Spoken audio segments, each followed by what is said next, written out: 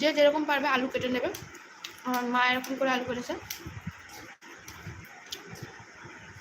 তেলের মধ্যে একটু কালো জিরে ফোড়ন দেবে, দিয়ে প্রথমে বড়িগুলোকে একদম লাল লাল করে ভেজে নেবে, এবার আলুটা ভেজে নেবে। তারপরে জিরে, আদা, টমেটো, আদাটা একটু লাস্টে দেবে। জিরে টমেটো দিয়ে ভালো করে নেড়ে চেড়ে তার মধ্যে একটু লঙ্কার গুঁড়ো বা যদি কাশ্মীরি লঙ্কা দিতে চাও তাও দিতে পারো।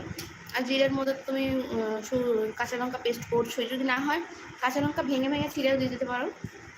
তার সঙ্গে লাস্টে একটু আদা দিয়ে ভালো করে কষিয়ে নিয়ে এই আলুটা দিয়ে দেবে। তাহলে আলুটা একটু সামান্য সিদ্ধ হয়ে যাওয়ার পর, যেহেতু ভাজাই আছে, সিদ্ধ হয়ে যাওয়ার পর তারপর বড়িগুলো দিয়ে দেবে। ব্যাস, যতক্ষণে বড়িটা একটু নরম হয়ে আসছে তারপর নামিয়ে নেবে। যদিও আজকে আমাদের একটু ঝোল ঝোল রেখেছিলো, যেহেতু ভাতের সঙ্গে খাবো।